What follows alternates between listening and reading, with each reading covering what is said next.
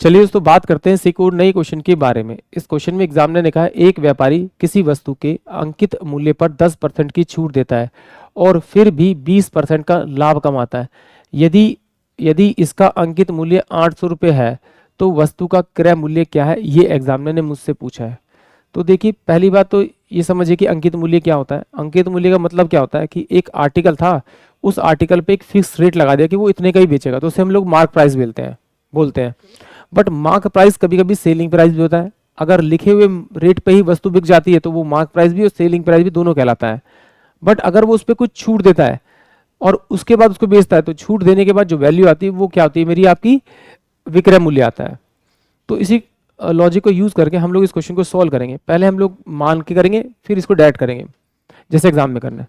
मान लेते हैं कि जो मेरे पास मार्क प्राइस है वो कितना है, आपका 100 रुपये है।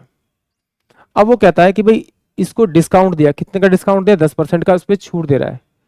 तो इसका 10% निकालेंगे तो कितना का 10 रुपये, तो ये कितने का सेलिंग प्राइस देगा, 90 रुपये का। यानी कि उसे कितने बेच रहा है, 90 रुपये में बेच रहा है।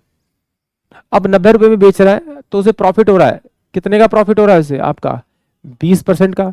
यानी क्रय मूल्य से 20% अधिक भी बेचा होगा उसने।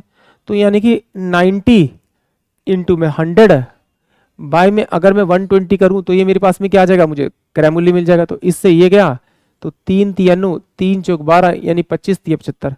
यानी कि अगर उस वस्तु का 25 रुपये क्रय मूल्य था तो वो बेचेगा उसे 90 पे, तो उसे कितने का प्रॉफिट होगा, 20% का।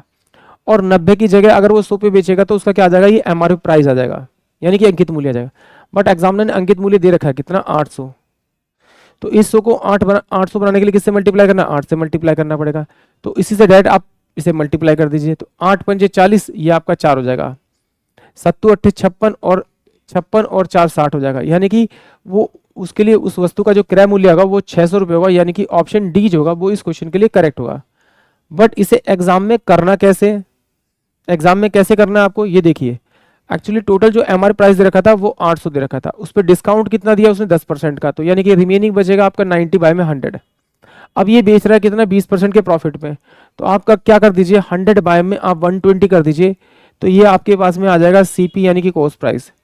तो इसे इन 2 जीरो से ये 2 जीरो चल जाएगा, इससे चल जाएगा ये 2 4 दूनी 8 और 4 तिया 12, ये 3 हो जाएगा। यानी कि 600 रुपये। 600 रुपये जो होगा वो उसका आपका सीपी होगा। यानी कि ऑप्शन जो डी होगा, सॉरी ऑप्शन डी होगा वो इस क्वेश्चन के लिए करेक्ट होगा। आई होप आप सभी क्वेश्चन समझ में आया होगा।